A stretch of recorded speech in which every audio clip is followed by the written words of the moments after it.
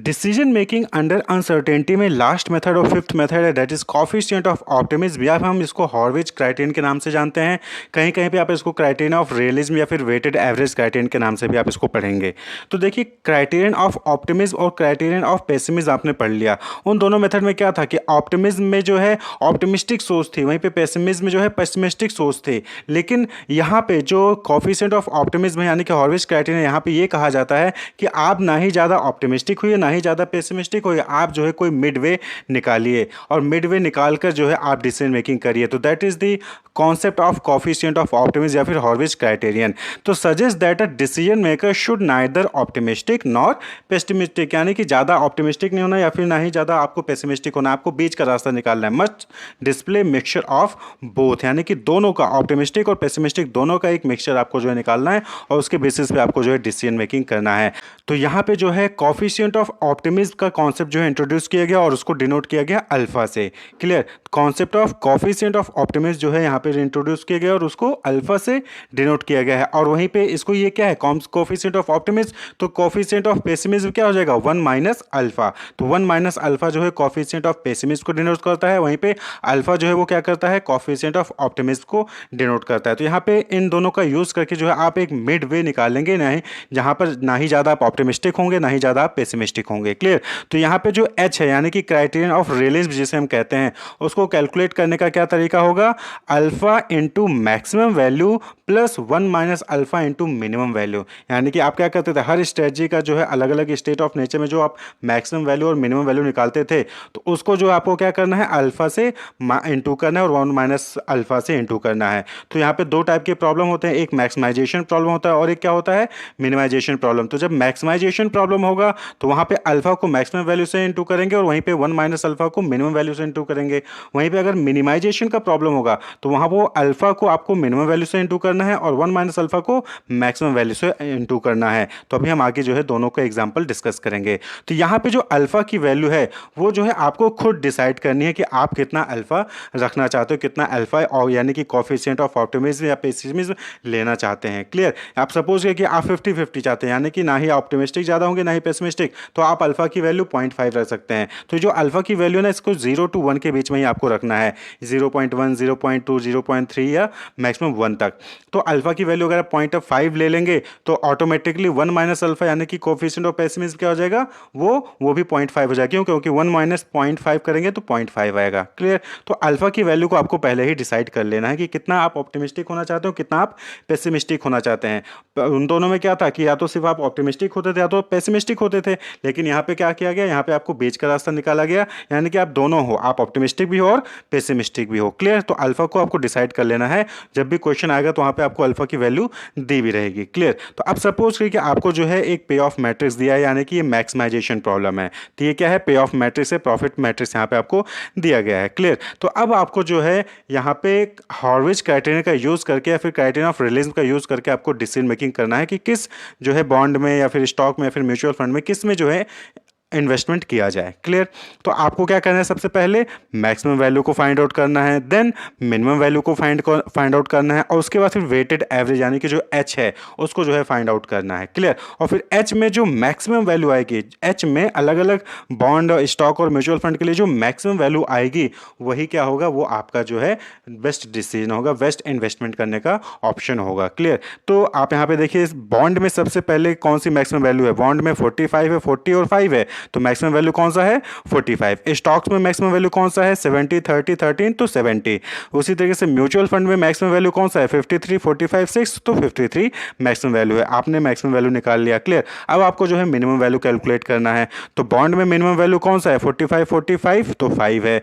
Stocks में 70, 30 और 13 तो 13 मिनिमम वैल्यू है। और म्यूचुअल फंड में 53, 45 और 6 तो वहाँ पे मिनिमम वैल्यू कौन सी है, दैट इज 6। तो आपने क्या किया, आपने मैक्सिमम और मिनिमम को फाइंड आउट कर लिया। अब आपको क्या करना है, वो फॉर्मूला आप याद करिए। फॉर्मूले में क्या था कि आपको जो है alpha into maximum value plus 1 minus alpha into minimum value. यहाँ पे क्या है, मैक्सिमाइजेशन प्रॉब्लम है, तो अल्फा को आपको मैक्सिमम वैल्यू से इंटू करना है और जो 1 माइनस अल्फा यानी कि कॉफिशिएंट ऑफ पेसिमिज्म है उसको आपको मिनिमम वैल्यू से मल्टीप्लाई करना है। तो आपके सामने मैक्सिमम वैल्यू और मिनिमम वैल्यू आपने कैलकुलेट कर लिया है। अब आपको जो है हर के लिए जो है, यानी कि पहले बॉन्ड के लिए जो मैक्सिमम मिनिमम वैल्यू है उसके लिए वेटेड एवरेज कैलकुलेट करना है, फिर स्टॉक के लिए जो है वेटेड एवरेज एवरेज कैलकुलेट करना है, फिर म्यूचुअल फंड का लिए जो है वेटेड एवरेज कैलकुलेट करना है। तो सबसे पहले हम बॉन्ड के लिए करते हैं। तो बॉन्ड में मैक्सिमम वैल्यू क्या है 45 और मिनिमम वैल्यू क्या है 5 है। तो आपको पुट कर देना है। तो अल्फा की वैल्यू हम सपोज करते हैं कि 0.6, हमने क्या किया कि हम 0.6 जो है ऑप्टिमिस्टिक है और वहीं पे 0.4 हम क्या है पेसिमिस्टिक है, यानी कि 1 माइनस 6,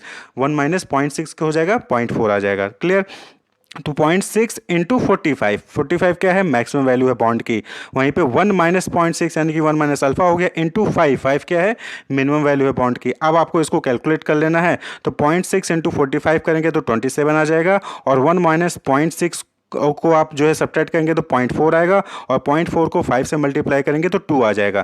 फिर 27 प्लस 2 कर देंगे तो कितना आ जाएगा 29। तो ये 29 आपको क्या करना है बॉन्ड के आगे वेटेड एवरेज में आपको लिख लेना है। क्लियर, कुछ इस तरीके से। तो आपका क्या हुआ कि आपका बॉन्ड का वेटेड एवरेज कैलकुलेट हो गया। इसी तरीके से स्टॉक का कैलकुलेट करना है। तो स्टॉक में फॉर्मूला वही रहेगा। तो आपको क्या करना है अल्फा की जगह 0.6 रखना है। मैक्सिमम वैल्यू क्या है स्टॉक के लिए 70, आपने पुट कर दिया। उसके बाद फिर 1 माइनस 0.6 इंटू 13, 13 क्या है मिनिमम वैल्यू, आपको सॉल्व कर लेना है। 0.6 इंटू 70 करेंगे तो आपको जो है 42 आ जाएगा। वहीं पे 13 को 0.4 से 1 माइनस 0.6 को यानी कि 0.4 हो गया, तो 13 को 0.4 से मल्टीप्लाई करेंगे तो 5.2 हो जाएगा। दोनों को ऐड कर देंगे 47.2 आ जाएगा। तो स्टॉक के आगे वेटेड एवरेज में आप क्या करोगे 47.2 लिख देंगे। उसके बाद इसी तरीके से म्यूचुअल फंड का आपको कैलकुलेट करना है। तो म्यूचुअल फंड के लिए क्या करेंगे, यहाँ पे 53 मैक्सिमम है और मिनिमम 6 है। तो 0.6 इंटू 53 प्लस 1 माइनस 0.6 यानी कि 0.4 इंटू 6, तो आप सॉल्व करेंगे तो 31.8 प्लस 2.4 आ जाएगा, और इसको ऐड कर देंगे तो 34.2 आ जाएगा। तो इसको क्या करना है म्यूचुअल फंड के सामने वेटेड एवरेज वाले सेल में आपको लिख लेना है 34.2। क्लियर। तो आपने क्या किया मैक्सिमम वैल्यू पहले फाइंड आउट किया, फिर आपने मिनिमम वैल्यू फाइंड आउट किया। अब जो है आपने उसका वेटेड एवरेज फाइंड आउट कर लिया, फॉर्मूले का यूज करिए। क्लियर। तो अब जो है यहाँ जो वेटेड एवरेज आया है 29, 47.2 एंड 34.2, इसमें से मैक्सिमाइजेशन प्रॉब्लम है यानी कि पे आउट मैट्रिक्स है। तो यहाँ पे क्या करना है आपको सबसे ज़्यादा जो वैल्यू है उसको आपको क्या कर लेना है सेलेक्ट कर लेना है, और वही जो है आपके लिए बेस्ट अल्टरनेटिव होगा, बेस्ट डिसीजन होगा। तो यहाँ पे सबसे ज़्यादा वैल्यू किसकी है 29, 47.2 और 34.2, तो सबसे ज़्यादा है 47.2। तो यही जो है आपका बेस्ट डिसीजन होगा, यानी कि इन्वेस्टर को स्टॉक में इन्वेस्टमेंट करना चाहिए। क्लियर। अब हम नेक्स्ट देख लेते हैं मिनिमाइजेशन प्रॉब्लम के लिए। तो यहाँ पे क्या है कॉस्ट मैट्रिक्स दिया रहेगा, क्योंकि मिनिमाइजेशन प्रॉब्लम है तो कॉस्ट को हम मिनिमम सेलेक्ट करने की कोशिश करते हैं। तो कॉस्ट मैट्रिक्स मिनिमाइजेशन प्रॉब्लम, तो यहाँ पे आपको जब आप फॉर्मूला यूज़ करेंगे तो यहाँ पे आपको बस इतना डिफरेंस रखना है कि जो अल्फा होगा उसको आप मिनिमम वैल्यू से मल्टीप्लाई करेंगे, और जो 1 माइनस अल्फा होता है उसको आप मैक्सिमम वैल्यू से मल्टीप्लाई करेंगे। जो हमने मैक्सिमाइजेशन मॉडल में किया था वहाँ पे क्या किया था अल्फा को मैक्सिमम से और 1 माइनस अल्फा को मिनिमम से किया था। लेकिन यहाँ मिनिमाइजेशन में जब आप वेटेड एवरेज कैलकुलेट करेंगे तो अल्फा को मिनिमम से और 1 माइनस अल्फा को मैक्सिमम वैल्यू से कैलकुलेट करेंगे। तो यहाँ पे भी पूरा प्रोसीजर सेम होगा। तो आपको जो है कॉस्ट मैट्रिक्स दिया रहेगा, सबसे पहले आपको जो है मिनिमम वैल्यू निकालनी है, then maximum, and then weighted average जो है कैलकुलेट करना है। तो मैक्सिमाइजेशन मॉडल में हमने पहले मैक्सिमम वैल्यू को फाइंड आउट किया था, फिर मिनिमम वैल्यू को, देन जो है हमने वेटेड एवरेज को कैलकुलेट किया था। यहाँ मिनिमाइजेशन में पहले मिनिमम वैल्यू को फाइंड आउट करते हैं, देन मैक्सिमम वैल्यू को फाइंड आउट करते हैं, देन वेटेड एवरेज कैलकुलेट करते हैं। हालांकि मिनिमम और मैक्सिमम को पहले लिखने से या फिर बाद में लिखने से कोई डिफरेंस नहीं होने वाला है, क्योंकि फॉर्मूले में जब यूज़ करेंगे वहाँ पर डिफरेंस होगा, यानी कि अल्फा के साथ मैक्सिमम को मल्टीप्लाई कर रहे हैं या फिर मिनिमम को मल्टीप्लाई कर रहे हैं, वहाँ पर आपको ध्यान देना है। अगर मिनिमाइजेशन मॉडल है तो अल्फा को मिनिमम से, और मैक्सिमाइजेशन मॉडल है तो अल्फा को मैक्सिमम वैल्यू से मल्टीप्लाई करेंगे, वहीं पे उसका जस्ट अपोजिट 1 माइनस अल्फा के साथ हो जाएगा। क्लियर। तो यहाँ पे आपको जो है पहले minimum, then maximum, then weighted average को फाइंड आउट कर लेना है। तो क्रॉप 1 के लिए आप देख रहे हैं 5 है, 40 और 45 है, तो यहाँ पे मिनिमम क्या है 5 हो गया। क्रॉप 2 के लिए 10, 30 और 70, तो यहाँ पे मिनिमम क्या है 10 है। क्रॉप 3 के लिए 13, 45 और 53, तो यहाँ पे मिनिमम क्या है 13 है। इसी तरीके से मैक्सिमम वैल्यू को आपको फाइंड आउट कर लेना है। तो क्रॉप 1 के लिए मैक्सिमम वैल्यू क्या है 5, 40, 45, 45। क्रॉप 2 के लिए 10, 30, 70, तो 70 मैक्सिमम है। क्रॉप 3 के लिए 13, 45 और 53, तो मैक्सिमम वैल्यू 53 है। अब अगला नेक्स्ट स्टेप क्या है, आपको जो है एच यानी कि वेटेड एवरेज को कैलकुलेट करना है। तो फॉर्मूला यहाँ पे क्या हो जाएगा, सिंपल सा वही फॉर्मूला रहेगा, that is alpha into minimum value plus 1 minus alpha into maximum value. Clear.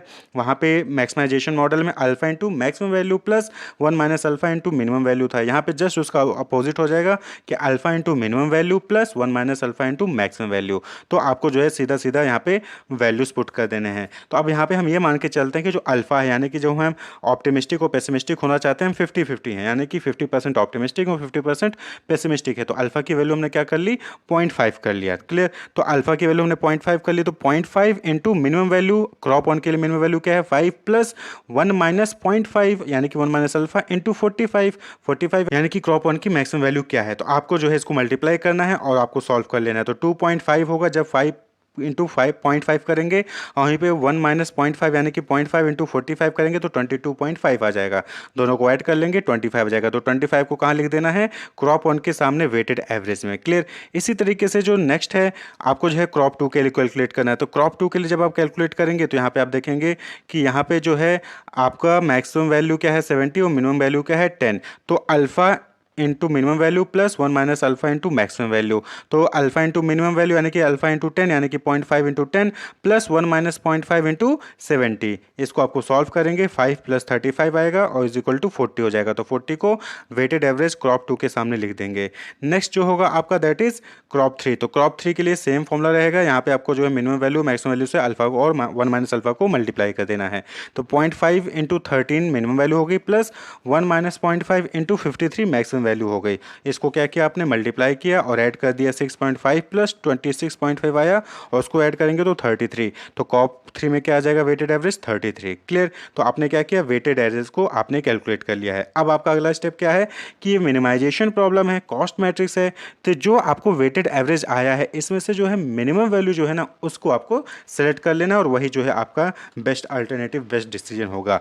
तो 25, 40 और 33 मिनिमम कौन सा है, 25 है। तो आपको जो है 25 वाला आपको सिलेक्ट कर लेना है, यानी कि क्रॉप 1 जो है वो फार्मर उगाएगा आगे चल के, जहाँ पे उसको कम कॉस्ट में जो है ज़्यादा उपज पैदा की जा सकती है। तो बेस्ट डिसीजन उसके लिए क्या होगा, क्रॉप 1 होगा। क्लियर। तो मैक्सिमाइजेशन मॉडल में आपको जो वेटेड एवरेज आएगा उसका मैक्सिमम चूज़ करना है और मिनिमाइजेशन मॉडल में जो आपका वेटेड एवरेज आएगा उसका मिनिमम चूज़ करना है। मैक्सिमाइजेशन मॉडल में alpha into maximum value plus 1 minus alpha into minimum value करना है, और मिनिमाइजेशन मॉडल में alpha into minimum value plus 1 minus alpha into maximum value करना है। Clear. Wish you all the best, keep watching.